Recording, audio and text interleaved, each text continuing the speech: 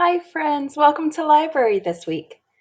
I'm excited to share with you one of my very, very favorite books by Tad Hills. It's called How Rocket Learned to Read. And as you can see, Rocket looks like a really sweet puppy. And you may even be thinking to yourself, how do dogs learn to read? But this is a fiction story. It's made believe, and it's really sweet. And I think you're going to like it. Okay, let's begin. How Rocket Learned to Read by Tad Hills.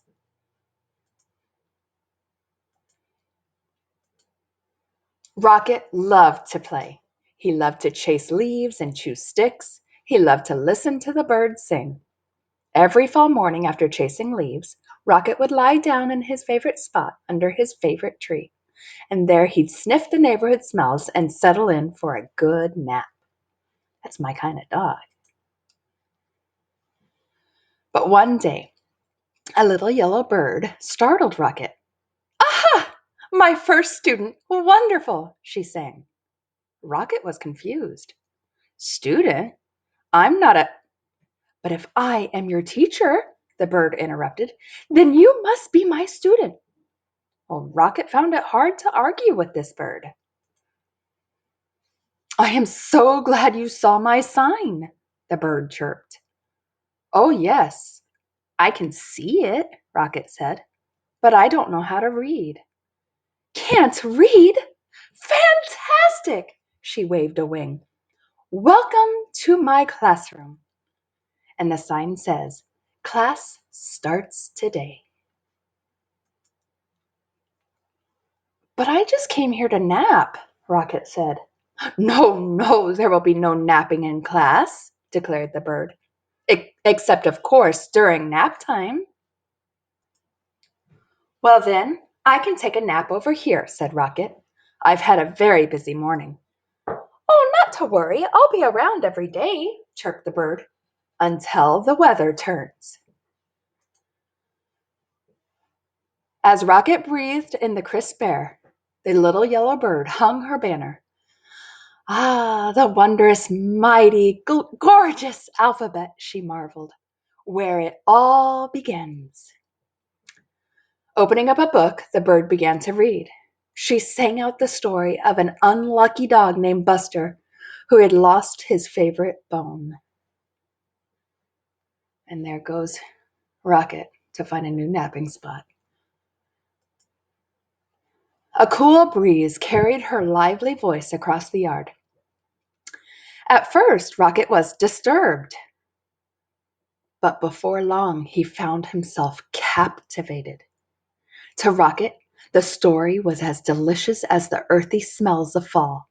It was as exciting as chasing leaves. He closed his eyes and listened to every word. As Buster dug and dug under the lilac bush, the bird read, he felt something familiar. Rocket waited. Was it the bone? He wondered. Silence. Was it the bone? He called to the bird. More silence. Was it the bone? Rocket hollered. Suddenly he was rushing to the tree. Well, was it? But the little bird was gone. The next morning, Rocket arrived early. At last, the little yellow bird appeared. Hello! How wonderful to see you in class, she chirped. I can tell by your waggy tail that you are well rested. I'd like to hear the end of the story, please, said Rocket. Well, that seems like a fine way to start the day, chirped the bird. She gave Rocket a name tag and began to read. Every day, Rocket returned to the little yellow bird's classroom. In the morning, the bird taught him a new letter. There's B for butterfly. Until he had learned all of the wondrous, mighty, gorgeous alphabet. Together they sang out the sounds that each letter makes and spelled the sounds they heard around them. With a G and many R's, they spelled Mr. Barker's growl. Grrr. They spelled the sound of the wind which was growing colder by the day. Whoosh! Soon they were spelling words like FALL for the gusty time of year, and RED, red, for the color of the leaves. And each afternoon the bird read a story. She read stories about dogs and birds. She read about leaves changing colors and about birds flying south for the winter. Then one day the weather turned and the letter banner disappeared. "See you again in the glorious spring," the bird sang.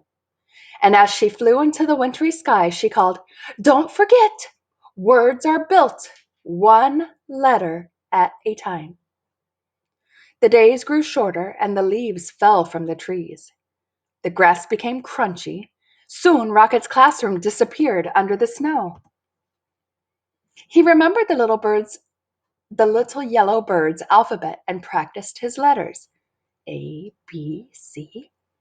Rocket thought about the bird's sweet chirp while he sounded out words like DIG for dig and WIND for wind. Do you see his fur blowing back from his face? And COLD, cold. SUN, sun. MELT, melt.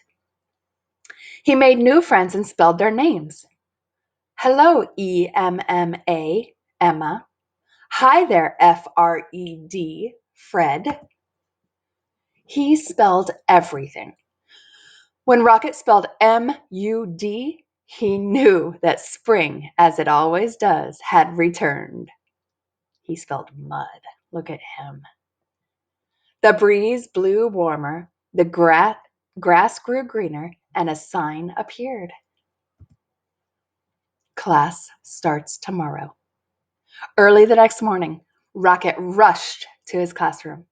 As he waited, he spelled WAG, wag, and look at his little tail. Soon the little yellow bird arrived. "Aha! My star student," she sang. "How wonderful to see you. I can tell by your waggy tail that you are ready for class." Then together they began to read. They read stories about birds flying north in the spring. They read about picnics in the warm summer sun. And they read about Buster, the lucky dog who found his bone under a lilac bush. And when they were all done, they read it again and again and AGAIN again. Oh, and so there we see the last picture, Rocket reading to the little yellow bird. So, my friends, just remember words are built one letter at a time. And if we think of it like that, it's not so scary after all. I hope you have a wonderful week. Thank you for reading with me. Bye-bye.